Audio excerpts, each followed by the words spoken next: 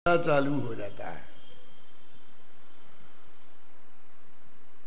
सौभाग्य से भगवान महावीर के जीवन में वो घटना नहीं घटी, इसलिए आगे घटनाओं का सिलसिला चालू नहीं हुआ। राम के जीवन में वो घटना घट गई थी, तो फिर देखो घटना ही घटना है। वनवास, जंगल, लंका कांड, अरण्य कांड, कितने कितने युद्ध, दो बार सीता को वनवास, और जो जो हुई कहानी, यानी रामायण 700 पेज की बन गई। और भगवान महावीर की कहानी लिखने के लिए हमें 70 पेज लिखने में पसीना छूट रहा है, क्योंकि घटना प्रधान है ही नहीं। तो घटना प्रधान क्यों नहीं है? सबसे बड़ी बात तो ये है कि हम दुर्घटनाओं को ही घटना मानते हैं। कोई अच्छी चीज हो उसे घटना ही नहीं मानते हैं। उनका जन्म कल्याणक नहीं हुआ था, उनका गर्भ कल्याणक नहीं हुआ था, उनका दीक्षा कल्याणक नहीं हुआ था, ये घटनाएं नहीं हैं। लेकिन हम तो इनको घटना ही नहीं मानते हैं। दीक्षा लेके हुए जंगल में गए थे, इसको हम घटना नहीं मानते हैं। और सीता और राम को घर से निकाल दिया गया था, वनवास दिया गया था, तो उसको हम घटना मानने को तैयार हैं। अरे भाई, अच्छी घटनाएं भी तो घटनाएं हैं। एक तीर्थंकर के जीवन में जो घटनाएं घटनी चाहिए पंच कल्याणक, वो तो घटी ही थी।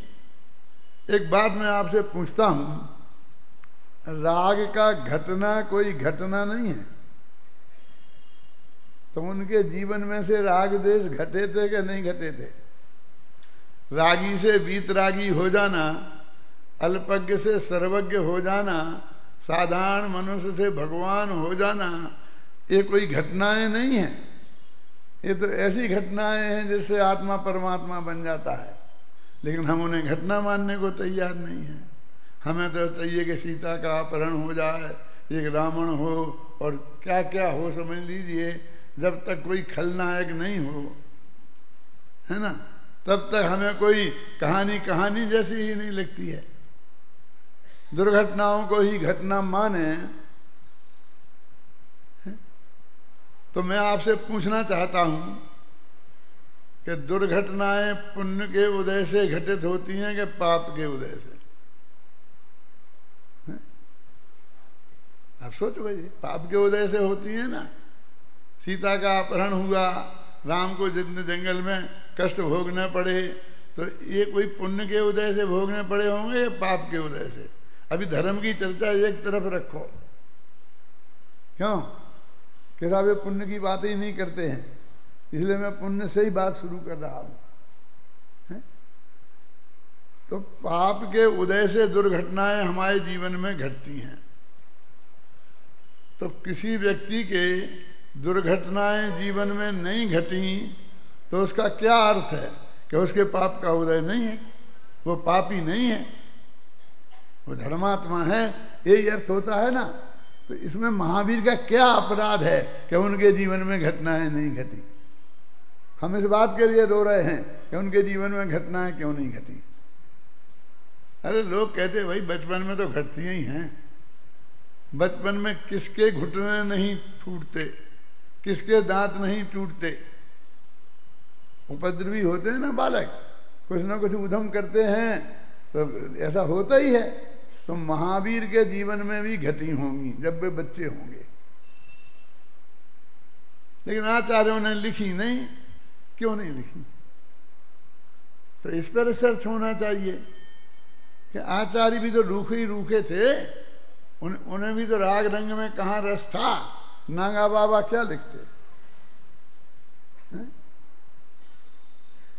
फिर और तीर्थंकरों की क्यों लिख दी उनने? राम की क्यों लिख दी? वे भी तो मोक्ष गए। अरे भाई, हमें गंभीरता से विचार करनी पड़ेगी कि उनके जीवन में घटना की प्रधानता क्यों नहीं है। किसी को घटनाओं की, दुर्घटनाओं की ही विशेषता देखनी हो तो भगवान महावीर के जीवन के पूरब भवों में जाके देखो। मारीच से लेके महावीर तक की कहानी पढ़ो। भील से लेके भगवान तक की कहानी पढ़ो तो तुम्हें मालूम पड़ेगा कि उनके जीवन में कितनी दुर्घटनाएं घटी थी। अब इस भव में नहीं घटी तो क्या गजब हो गया। क्या हम दुर्घटनाएं घटती रहना चाहिए था? कि नहीं, बचपन में तो दांत तो टूटते ही हैं। अरे भाई, जो पेड़ पर चढ़ता है वहां की डाली टूटने पर गिरता है, उसके दांत टूटते हैं। जो ऊधम करता है, दौड़ता है, उचकता है नीचे से ऊपर, ऊपर से नीचे, उसके घुटने फूटते हैं। भगवान महावीर बिल्कुल शांत बालक, ना किसी पेड़ पर चढ़ना, ना किसी दौड़ धूप करना, ना किसी को मारना पीटना, बिल्कुल वैराग्य परिणति से संपन्न। उनके दांत कैसे टूटे हैं? उनके आप बोलिए कैसे उनके जीवन में दुर्घटनाएं घटे? और राज्य की पूरी सुरक्षा, सब तरह के कोई थी नहीं, तो घर में तो दुर्घटनाएं घटने का कोई सवाल नहीं था। क्यों? घर में भी दुर्घटनाएं घटती हैं, जंगल में घटती हैं पाप के उदय से, और घर में घटती हैं पाप भाव से। राजाओं के मन में पाप आ जाता था, राजकुमारों के मन में पाप आ जाता था, तो किसी दासी को ही नहीं छोड़ते थे। तो वहां दुर्घटना घटेंगी कि नहीं? उनका अपहरण तो वहीं हो जाता था बेचारियों का। उनकी सील की रक्षा तो उन राजमहलों में भी सुरक्षित नहीं थी। लेकिन भगवान महावीर के राजमहल में भी कोई दुर्घटना उनके साथ नहीं घटी, और जंगल में भी नहीं घटी, क्योंकि पाप का उदय हो तो राजमहल में घटती है, पाप भाव हो तो राजमहल में घटती है। मन में पाप आ जाए ना, खोटा भाव, तो चाहे जिसको पकड़ लें महिलाएं दासियों को, और मन में पाप का उदय आ जाए तो जंगल में घटती हैं। अब उनके जीवन में न पाप कर्म का उदय था और न पाप भाव था, न राजमहल में घटी और न जंगल में घटी। यानी इसमें आश्चर्य की बात क्या है? हमको इस बात का दुख क्यों हो रहा कि उनके जीवन में दुर्घटनाएं नहीं घटी? उनका एक शांत जीवन था, वैराग्य से भरा हुआ ओतप्रोत जीवन था, इसलिए उनके जीवन में दुर्घटनाएं नहीं घटी। फिर भी हमारे पंडितों ने तो माना ही नहीं, कुछ न कुछ घटनाएं तो चेप ही दी, घबराना नहीं, शांति से पूरी बात सुनना। मैं क्या कहना चाहता हूं, ऐसा साहित्य का नियम है कि कोई भी महापुरुष हो जिसे भगवान नाम देना हो, दिया है ना सबको, बहुतों के नाम, तो उनके लिए दो घटनाएं तो हर एक लोग जोड़ ही देते हैं। कौन सी? एक ये दिखाने के लिए कि वे बहुत संयमी थे, बहुत धर्मात्मा थे, उनके जीवन में पाप भाव नहीं था, दूसरे की माँ बहन को खोटी निगाह से देखना वो नहीं जानते थे। इसके लिए वे ध्यान में बैठाएंगे उन्हें और कुछ देवांगनाओं को लाके नचाएंगे, चाहे वो नीलांजना हो चाहे और हो, वे आएंगी स्वर्ग की देवांगनाएं और नाच नाच कर उनको रिझाएंगी और उन्हें भ्रष्ट करने की कोशिश करेंगी, और अंत में वो भ्रष्ट नहीं होंगे तो ये सिद्ध हो जाएगा कि उनके राग नहीं था। ये सिद्ध करने के लिए कि उनके जीवन में राग नहीं था, खोटा भाव नहीं था, कैसे सिद्ध करें बोलो? कुछ ना कुछ चाहिए तो सिद्ध करने को। तो उनके जीवन में कोई राग भाव नहीं था, ये बताने के लिए देवांगनाओं को खूब नचाएंगे और अंत में उनके परीक्षा में पास हो जाएंगे। वो सारी देवांगना हाथ पैर जोड़ेंगी और उस दिन के उन्हें केवल ज्ञान हो जाएगा और छोटा मोटा ज्ञान हो जाएगा। इस तरह एक घटना तो ये, और दूसरी ये कि वे जंगल में ध्यान कर रहे होंगे है ना। और बस आएंगे राक्षस, पत्थर बरसाएंगे, आगी लगाएंगे, ये करेंगे, दबाएंगे, धमकाएंगे, तो एक सी घटनाएं होती हैं। हर एक के नाटक खेलना हो तो ये दृश्य बने बनाए तैयार रहते हैं, और फटाफट वो शुरू हो जाता है।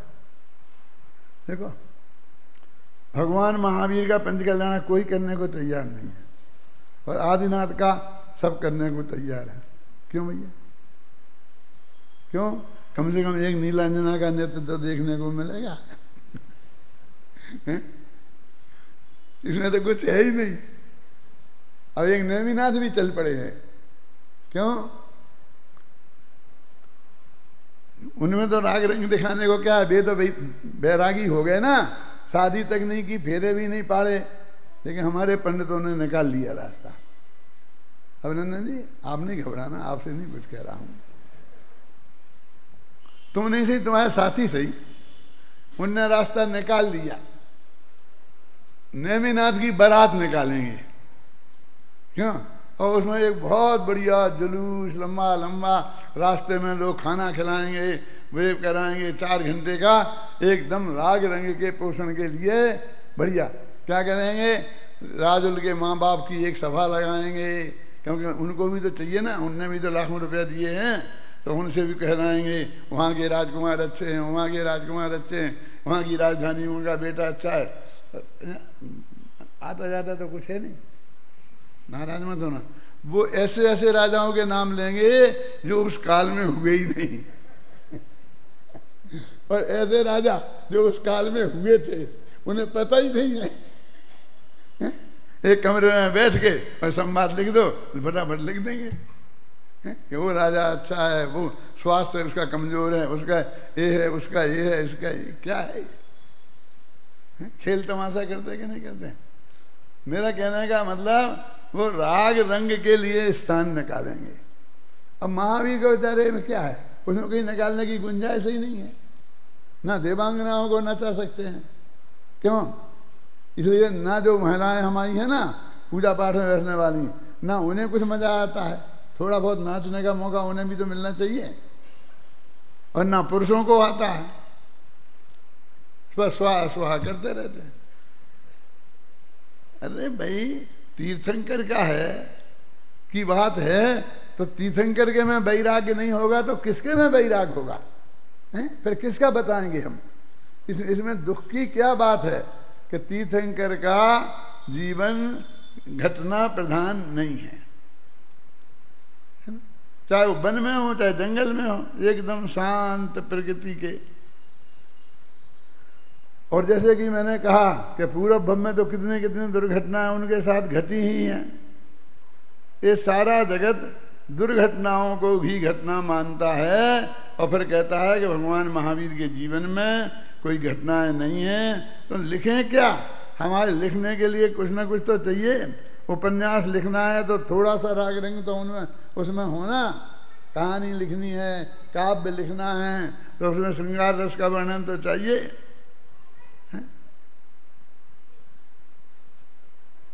मेरे कहने का अर्थ ये है कि भगवान महावीर का जीवन, वर्तमान जीवन एकदम शुद्ध और सात्विक है।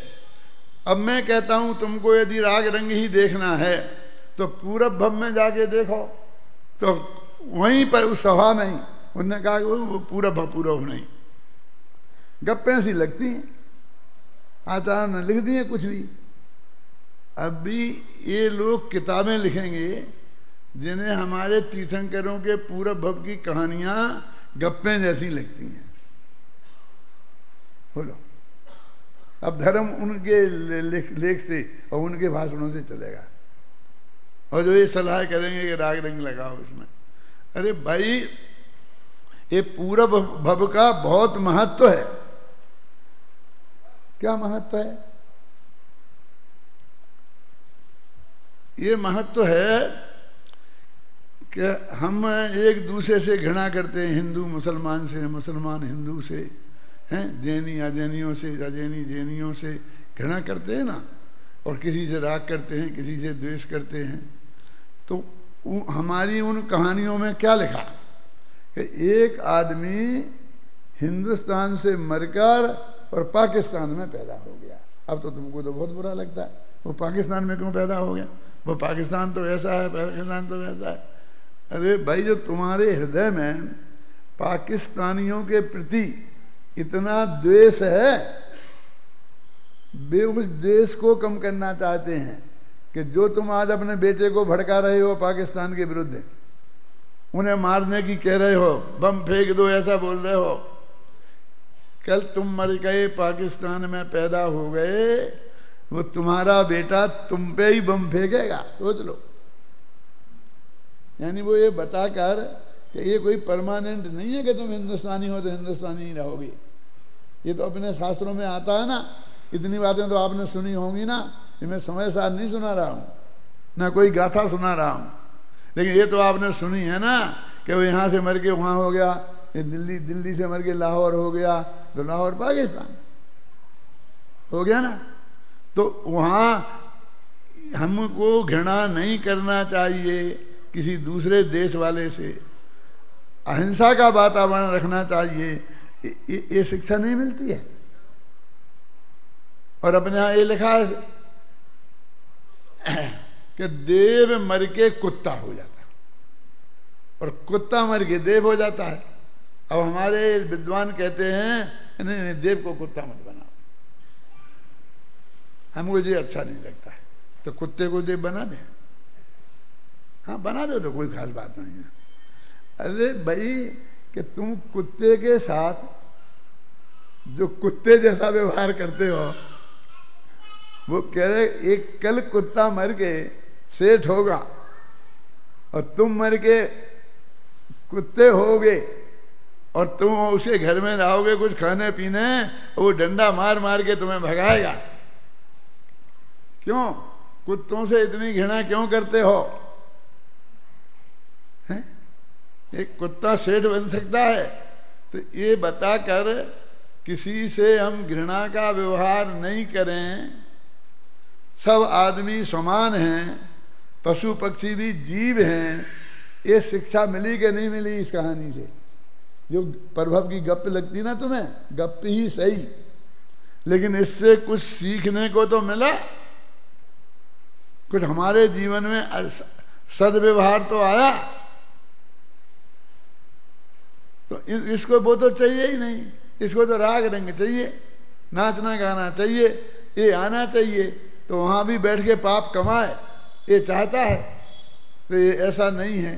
तो भगवान महावीर का जीवन दुर्घटना प्रधान नहीं है, राग रंग का पोषक नहीं है। अपने यहाँ तो कहते हैं कि जैन धर्म राग रंग का पोषक नहीं है, वीतरागता का पोषक है। देखो अभी अभी की ताजी बात है, एक लड़का लड़की जिनकी शादी 3-4 साल पहले हुई थी अपने जैनियों में ही, अपने नज़दीकी। तो ये लड़का तो है जैन और लड़की है दक्षिण भारत की अय्यर। अय्यर माने ब्राह्मण ही होते हैं, लेकिन अय्यर एक जाति है ना, फलाने अय्यर। लड़की अय्यर की और लड़का जैन। अभी वो हमारे पास आए, सेक्रेटरी में संयोग में आए, तो मिले, साथ साथ रहे। तो उनने बताया कि लड़की ने बताया कि मैं तो अय्यर हूँ। उन्हें कोई बात नहीं है क्या, कि देखो अभी क्या रहा नहीं कुछ, सब बिगड़ते जा रहे हैं। क्यों? अय्यर से शादी कर ली तो बिगड़ गया? अय्यरों से घृणा नहीं करो, वो जैनियों से घृणा नहीं करो। मनुष्य ने जो हमने छोटे छोटे बाड़े बना लिए हैं ना, कितने कितने बाल उगा लिए हैं, खंडेलवाल, अग्रवाल, जयसवाल, इतने इतने बाड़े बाड़े उगा लिए हैं। ये एक जैन, एक कम से कम एक जैन जाति तो रहने दो। जैन में तो जैनों ही से तो घृणा नहीं करो। हमने जाति के आधार पर किन किन आधारों पर क्या क्या चीज़ें बना ली हैं। तो ये हमारे पूरब भव की जो कहानियां हैं, उसमें तो ये लगा कि गाय मर के और वो एक शेरनी हो गई। क्यों? तो वो कोई किसी से घृणा नहीं करे। कोई मर के कुछ भी हो सकता है, मरने के बाद हो सकता है, तो मरने के पहले नहीं हो सकता। जैन धर्म में धर्म परिवर्तन के लिए जगह नहीं है। यदि वो लड़की अय्यर से जैन बन गई तो क्या नुकसान होगा? तो हम तो उसको भ्रष्टता मानते हैं, वो भ्रष्ट हो गया है। तो हमारे शास्त्रों में ये सब बातें लिखी हैं। क्यों? कि कौन से कहाँ, किस राजा ने किसे शादी की, उसने किससे की, उसने उससे की। तो ये जो है ये चीज़ें हमसे हटाती हैं।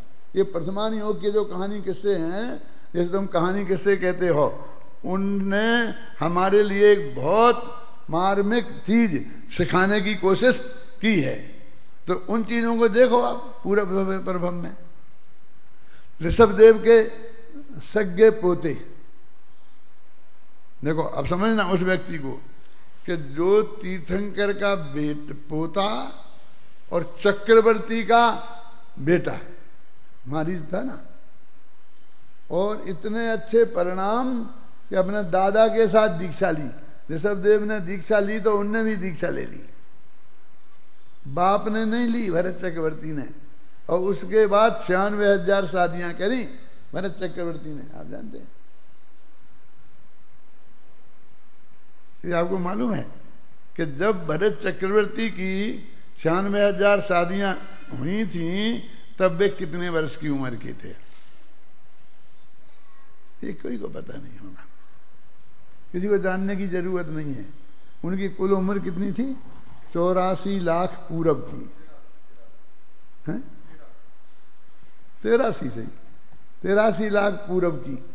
वो 83 लाख पूरब की आयु अब मेरे जो पूरब मूरब मेरी समझ में नहीं आते, तुम्हारी में आते हैं। तो मैं ज़रा बताता हूँ सरल करके।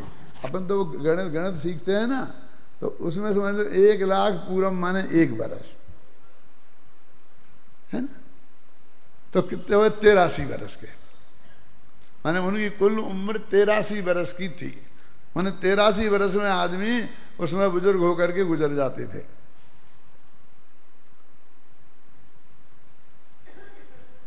और जब वे राजा बने थे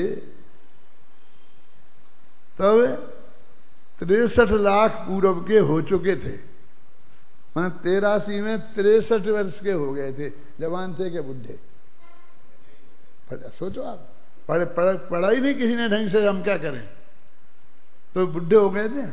और उसके बाद चक्र रत्न प्रकट हुआ है। ये तो सुना होगा आपने कि 3 कहानियां एक साथ चलती हैं। खबर आती है कि भरत चक्रवर्ती को पुत्र रत्न की प्राप्ति हुई, ऋषभदेव को केवल ज्ञान की प्राप्ति हुई, और भरत चक्रवर्ती को वो क्या हुआ? वो चक्र रत्न की प्राप्ति हुई, है ना। 3 समाचार एक साथ आए। और शादी 63 जो 13 क्या इतनी जो शादियां होती हैं, वे चक्रवर्ती रत्न प्रकट होने के बाद होती हैं। तो वे 96,000 शादियां 63 कुल 83 वर्ष की उम्र और 63 वर्ष की उम्र के बाद हुई है। कितना राग रंग, बाप में कितना राग रंग, और बेटा ने दीक्षा ले ली। बोले कौन महान था? किसको महान माने? किसकी पूजा करें? ये 2 बिल्कुल घटना साथ साथ है ना, सबको पता है, किसी को पेज नंबर बताने की जरूरत नहीं है। ये ऐसी कहानियां हैं। अब देखिए कि बे भरत चक्रवर्ती तो उसी भव से मोक्ष गए, और वो अरबों बरस तक संसार में डोले। वो दीक्षा मारीच, वो महावीर हुए ना तीर्थंकर। ये महावीर की कहानी है ना, तो महावीर की सुना रहा हूं ना, और कहानी सुना रहा हूं ना। अब आप सोचो कि तुम किसको महान मानो? जिसने वो दीक्षा ली ऋषभदेव के साथ, वो कि जो अभी शादियां करने निकला, वो युद्ध जीतने निकला, भरत जाकर के ऋषभदेव के ही दिव्य ध्वनि का सुनकर लौट के आया, और 60,000 वर्ष को लड़ने को निकल गया। और लड़ने को निकल के गए थे तो ऐसे ही नहीं गए थे कि अब तो लड़के गए हैं तो नाश्ता मास्ता बांध के ले गए हों, झंझट में। पूरा राजमहल साथ में जाता है, सारी रानियां साथ में गई थी। आप समझे ना, माने पूरे राग रंग में 60,000 वर्ष तक। आदि पुराण पढ़ो, बड़े दादा ने सरल भाषा में लिख दिया है, उसे पढ़ो, आपको मालूम पड़े कहानी क्या है। इसको तो बे कहानियां सुननी है तो ये पूरब भव में चले जाओ मारीच की, तो ये सारी कहानियां सुनने वाले मालूम। चक्रवर्ती हुए, नारायण हुए, बीच में कई ऐसे पद धारण किए उनने, और नरक निगोद में भी गए। कब? ऋषभ देव से लेकर महावीर के बीच में। लेकिन इसको ये लगता है कि नहीं कुछ ना कुछ तो चाहिए, कुछ ना कुछ तो चाहिए। अरे भाई, इसलिए मैं कहता हूं कि महावीर का जीवन जितना सपाट है, सीधा है, सात्विक है, समझे ना, उनका सिद्धांत उतने ही गूढ़ हैं, गंभीर हैं और गहराई से समझने लायक हैं। आरंभ के, मैंने कहा था ना, आरंभ के 30 बरस घर में रहे ना रहे बराबर है। क्या मतलब? वहाँ जहाँ रहते हैं, बच्चे रहते हैं तो ऊधमबाजी होते हैं, खेलते हैं, कितने उपद्रव होते हैं, तो लोग शांति से बैठ नहीं पाते हैं। अब आपने देखा होगा कि आप रेल के डब्बे में बैठे हों और वहाँ पर दो चार आदमी बच्चों वाले बैठे हों तो आप शांति से यात्रा नहीं कर सकते। वो उपद्रव करेंगे, मुँह करेंगे, आपकी मूछी होंगी तो आपकी मूछें खींच के न लगेंगी, टोपी होगी तो टोपी खींच लेंगे, कपड़े वपड़ों पर बैठ जाएंगे, आगे बैठे पेशाब कर देंगे। और कुछ लोग इतने शांत होते हैं बच्चे कि बिल्कुल ऐसे बैठे रहते हैं मूर्ति जैसे, और बातें करते हैं तो मीठी मीठी आपका मनोरंजन करते हैं, आपका समय कट जाता है, पता ही नहीं चलता यात्रा कब होगी। ऐसे दो तरह के लोग तो आपने देखे कि कैसी कैसी प्रकृति के, वे नरक से आए हैं, वो चंचल प्रकृति के होते हैं, लड़ाकी की प्रवृत्ति होते हैं। जो स्वर्ग में से आए हैं, स्वर्ग जाने वाले हैं, मोक्ष जाने वाले हैं, वे अच्छी प्रकृति के होते हैं। दोनों ही होते हैं ना उसमें। तो उससे यही तो सिद्ध होता है कि महावीर के भव में कम से कम महावीर एकदम अच्छी प्रकृति के थे। तो इसमें दोष क्या है? ये उनके जीवन के बारे में मैं आपसे बातें करता हूं कि उन पर हमने कुछ ना कुछ घटनाएं थोप दी। कौन कौन सी? 2 घटनाएं बताई ना अभी। कौन सी थी? एक तो वे देवांगनाएं आएंगी और कोई दुष्ट लोग आएंगे टगाने के लिए, मारने पीटने के लिए, जिससे वे सिद्ध करते हैं कि उन्हें गुस्सा नहीं आया, वे राग में मस्त नहीं हुए, इसलिए वे बीतरागी और बीत देशी थे। अब देख लिए कि भाई बिल्कुल रूखी तो नहीं चलेगी कहानी, तो 5 घटनाएं तो हमने जोड़ी नहीं। अब समझना, घबराना नहीं, पूरी सुन लेना आप। अभी अपना 8 दिन है, सब बातें करेंगे। कुछ पूछना हो तो मेरे से पूछ भी सकते हैं आप, यदि आप लोग चाहेंगे तो समाज में अपन चर्चा के लिए भी रख लेंगे। तो उनने कहा 5 हमने उनके नाम भाग्य से 5 थे। कौन कौन थे? वर्धमान, सनमति, वीर, अतवीर और महावीर। तो अब बताओ कि क्यों ये नाम कैसे थे? तो कहीं सार्थक नाम थे, माने ये ऐसे ही नहीं रखे थे कि हमने किसी काले कलूटे आदमी का नाम गोरेलाल रख दिया है। माने सार्थक थे, जैसे गुण थे वैसे ही नाम थे, जैसे नाम थे वैसे ही गुण थे। तो क्या कहा कि वर्धमान, कि वर्धमान उनका एक नाम था, सबसे पहले रखा था वर्धमान। तो आपसे मैं कहता हूं कि वर्धमान नाम उनका सार्थक है क्या? बढ़ते तो वे हैं जो छोटे हों, जो पहले ही पूरे बढ़ चुके, अब वे क्या बढ़ेंगे? तो भगवान महावीर तो अपने आप में परिपूर्ण थे, वीतरागी सर्वज्ञ थे, केवल ज्ञानी थे, जितना बढ़ना था बढ़ गए थे। अब कोई बढ़ना ही नहीं था, तो उनका वर्धमान नाम का क्या मतलब? उसका अर्थ होता निरंतर बढ़ने वाली प्रकृति के।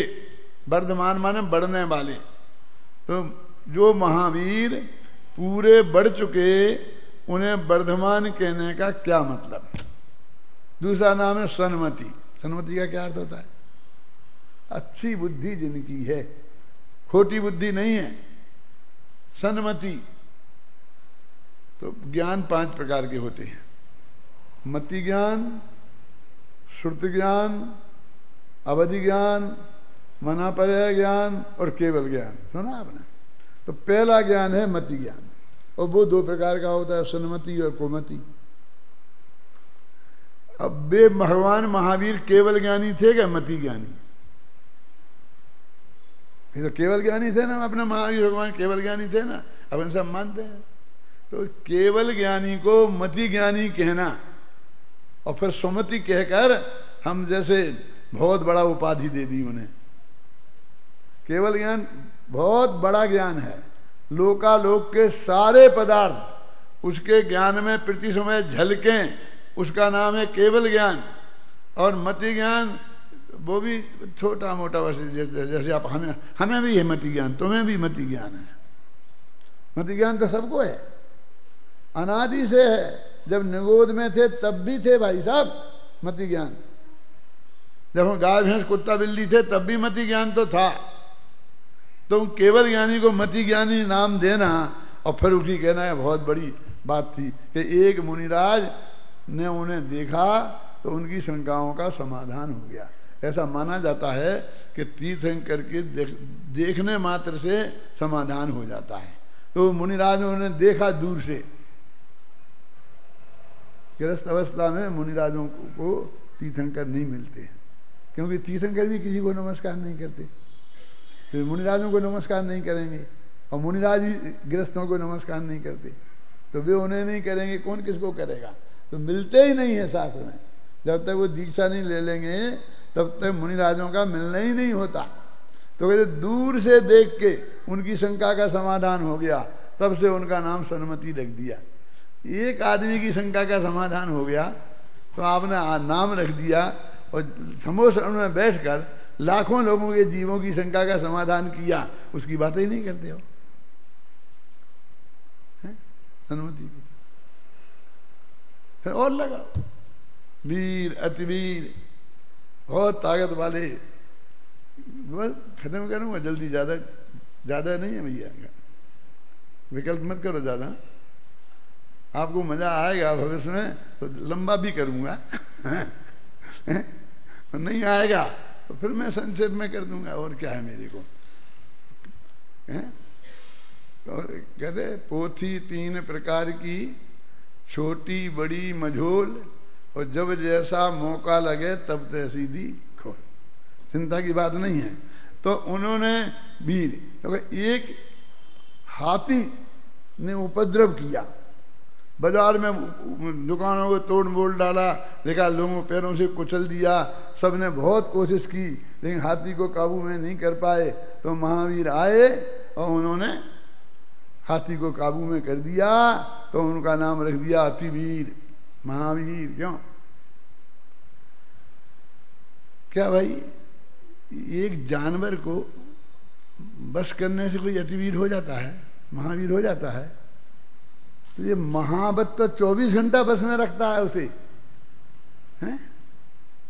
महावत समझते हैं ना, 4th क्लास कर्मचारी, वो उसे 24 घंटा 12 महीना अपने कब्जे में रखता है, तो उसे दो ना महावीर की उपाधि। इनने एक हाथी को, पशु को काबू में कर लिया, इसमें कौन सी महावीरता है?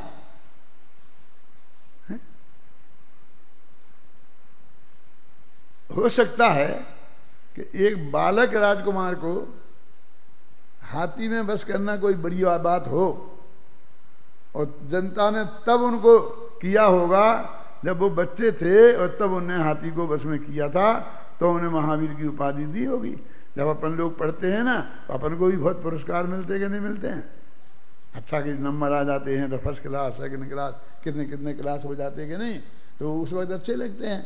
अब तुम 60-70 वर्ष के हो जाओ और फिर कहोगे तुम 2nd क्लास पास हो गए, अब आप लड्डू खिलाओ तो नहीं कोई खिलाएगा।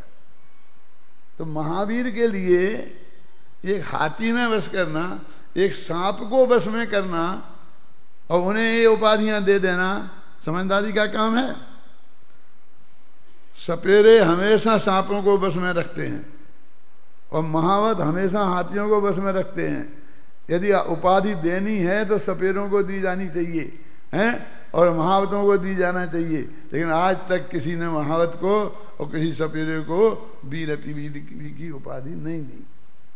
तो ये जो उपाधियां उनको दी गई और नाम रख दिए गए, ये भी कौन सी उनकी महिमा को बढ़ाते हैं? लेकिन हमको वही बच्चे देते, सांप को बस में कर लिया, ऐसे क्यों? ये सांप और हाथी का चक्कर क्या है? अकेले महावीर के नहीं, श्री कृष्ण के साथ भी, राम के साथ भी, जितने भगवान हैं सब भगवानों के साथ है कहानी। हिंदुस्तान में पहले सांप बहुत रहते थे, ये सफेरों का देश कहलाता था। समझे ना? आप जानते हैं आदमी के एक बच्चा होता है, तीर्थंकर अकेले ही होते हैं ना अपने माँ बाप के। फिर जाकर के हम देखते हैं कि और जो होते हैं कुत्ते बिल्ली, इनके चच्चार होते हैं। फिर और जाके बड़े सांप के लाखों एक बार होते हैं, लाखों सांप के बच्चे एक बार में पैदा होते हैं। और सर्पणी का ऐसा नेचर होता है कि वो सारे को इकट्ठा घेर के वो एक साथ खा जाती है। दो चार मुश्किल से बचते हैं, अपनी जान बचा के भागते हैं, मिट्टी में घुस जाते हैं तो बच जाते हैं। और उनकी वजह से इतने सांप दुनिया में हैं, और सब बच जाते तो क्या होता? अरे जिसकी माँ को इतना क्रूर नेचर दिया कि बच्चों को मार के खा जाए, उसकी पैदाइश भी इतनी जोरदार, लाख में एक साथ हैं। और जिसको एक मुश्किल से पैदा होए, अरे तीर्थंकर की माँ के एक, उनको इतना अच्छा नेचर दिया है माँ बाप को कि बुढ़ापे तक बाप बेटे की चिंता करता है, माँ बेटे की चिंता करती है निरंतर। तो इस तरीके से हम देखते हैं कि ये जो हमारी प्रवृत्तियां हैं, इनमें बड़कपन क्या, सब धर्मों में श्री कृष्ण ने भी नागिया का दमन किया था। उनने भी, उस देश में इतने सांप पैदा होते थे और अहिंसक देश, बौद्ध जैन सब उपदेश देते थे इस बात का, कहेगा कि हिंसा मत करो, हिंसा मत करो। अपना कोई आपको बच्चा सांप को मारने के लिए कहता है, चींटी को मारने के लिए कहता है? नहीं कहता। अब आजकल तो हो गया है, इन सबको मरवाने के लिए दवाइयाँ आ गई हैं। बोलते हैं चूहा मारने की दवा, दवा मारने की होती है कि बचाने की? और तो मारने की भी दवा हो गई, देखो कैसा कैसा दुनिया आ गई है। तो वो हर भगवान कि जो लोग सांप को और हाथी को बस में कर ले, वो बहुत बड़ा आदमी होता है, भगवान ही होता है, समझ लो। तो जिसने हाथी और सांप को बस में किया, उसे भगवान की उपाधि दे दी। और किसी भगवान की कहानी में वो सांपी और हाथी नहीं हुआ तो ले आओ और जोड़ दो कहानी में, सब में एक सी कहानी। किसने किसकी देख के जोड़ी है भगवान जाने, है ना? लेकिन कहानी में जोड़ी है। उससे यही बताना चाहते हैं कि वो हमारा सर्वश्रेष्ठ आदमी है और बचा सकता है, हम सबको रक्षा कर सकता है। तो ये कहानी ये भी ऐसी नहीं लगती हैं, सभी के साथ एक साथ जुड़ने की वजह से महावीर के जीवन को घटना प्रधान बनाने के लिए ये सब जोड़े गए हैं। लेकिन घटना प्रधान मैं कहता हूँ काय के लिए बनाना, क्योंकि हमारे दिमाग में घुसा हुआ है कि जितनी घटनाएं हों और उन्हें जीत लिया हो, कबड्डी में भी जीते हों, फिर क्रिकेट में भी जीत गए हों, फिर और कौन कौन खेल होते हैं उनमें भी जीत गए हों, तो बहुत बड़ा आदमी हो जाता है। जीतना जीतना, और यहाँ तो कहते अपने को जीतना है, राग देश को जीतना है। यहाँ तो लड़ना ही नहीं है, लड़ना ही हार है, क्यों? लड़ाई लड़ना ही हार है। भगवान महावीर तो अहिंसा के अवतार थे, तो उनके जीवन में ऐसी घटनाएं क्यों होंगी? यदि आपको देखना है तो उनके जीवन में जो पवित्रता थी, उनके जीवन में जो सिद्धांत उन्होंने दिए हैं, जो जिससे हमारा कल्याण हो सकता है, वो उनकी विशेषता है। और उन कल महावीर के सिद्धांतों की चर्चा अपन कल से आरंभ करेंगे। और 8-10 दिन में जितने भी अपन को मिलेंगे, तो 8-10 सिद्धांतों को आपको समझाने की कोशिश करेंगे। हाँ,